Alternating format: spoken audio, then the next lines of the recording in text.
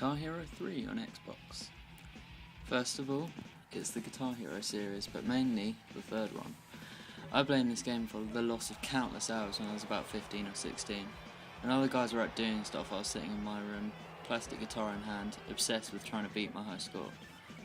I actually got pretty damn good at this game after a while, as you would think, being that I clocked up many days worth on this. It was my first rhythm game, and I'd say I was about the same as this guy at my peak, maybe a little better. I guess that's kind of average, YouTube wise, but hey. The whole simple game mechanic of pressing buttons and time to the music was new, and pretty addictive to me, and it eventually got me playing games like Rock Band and led me to even buy an iron drum kit. And I got pretty good at that in the end as well, but thankfully I'm out of the whole phase now. The thing I liked most about the game though was the soundtrack. I first heard Metallica on here with this song actually. I also first heard Rise Against on here with their bonus track Prayer of the Refugee, which I still think is one of the best songs I've ever heard. I realise this isn't my gameplay, but I'm having a bit of trouble trying to figure out how to record gameplay at the moment, and any help would be appreciated.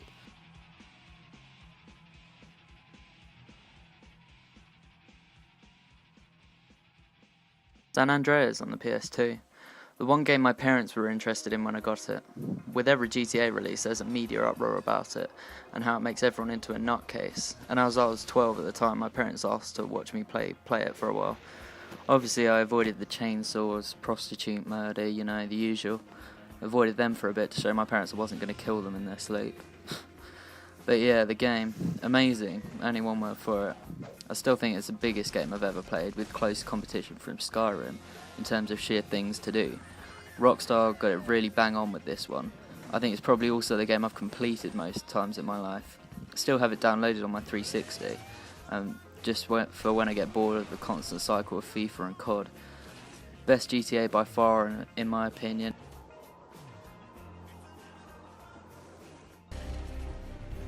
Number 3, Resident Evil 4 on the PS2. The only shooter on here. I bought the game on a whim, never having really played Resi before in my life, aside from the few hours on the second one on the Dreamcast. It surprised me, I gotta say. I think it was probably the new way of controlling.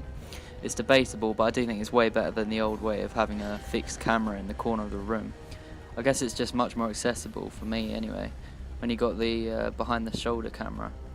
It's still one of the most epic shooters I've played. The story is just so much better than any of the other ones, like COD, Battlefield, and even the other Resident Evils.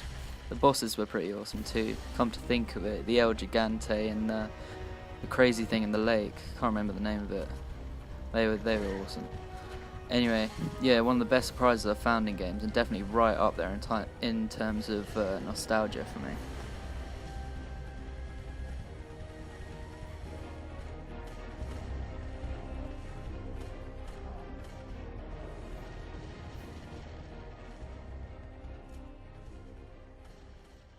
Ocarina of Time on the N64. What most people say is the best Zelda on the N64. Just one of the most creative, epic, and really well done stories I've ever played. Everyone who's played it from start to finish has their own favourite parts, their own bits they failed hard at, their own story of playing the game. That's just what I love about adventure games. They don't just give you an arrow, say, kill this guy or protect this area, which some other brain-dead genres do. They say, do this if you want, otherwise just piss around doing what you feel like. It's kind of like GTA in that way.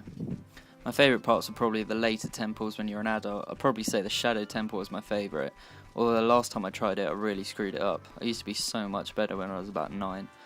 This game also had a pretty damn good soundtrack, like most Zelda games, but some of the themes in it were just perfect for the mood of the level. The Spirit Temple one comes to mind. Anyway, that sets me up for my favourite game of all time. Majora's Mask on the Nintendo 64. My friends know well that I'm pretty much in love with this game. I mean, everything about it is just amazing. The music, to begin with, manages to beat Ocarina of Time. Don't know why, but to me, it's just the fact that it's a much darker game. It just really struck a chord with me. My favourite part of the game is actually where this gameplay takes place. The game's split into 4 major bits, temples, as they are on Zelda. You've got the Woodfall Temple, the Snowhead Temple, the Great Bay Temple, and the Stone Tower Temple. This gameplay is from the Stone Tower one, the last one, and I'll leave a link here for the actual video as well as in the description, as I will do for like all these videos, because again, not too sure how to do the gameplay. Anyway, it's different to most Zelda games in that it's based around a 3-day period in Termina, and Termina's where it's based, not Hyrule for once like all the other Zeldas. Well, all the ones I played anyway. You've got to use a combination of time travel, adventuring and transforming via masks into other races. You've got a Goron mask, a Deku mask and a Zora mask, which is my personal favourite anyway. But yeah, you've got to use them to free these giants from the 4 temples to prevent the crazy looking moon from crushing the world you're in. The whole idea of the game just reeks of originality to me, and I remember the day I got the gold cartridge in the post off eBay. I played it and literally did not want to stop for at least about 6 hours. For me, that's almost unheard of. I get bored so easily.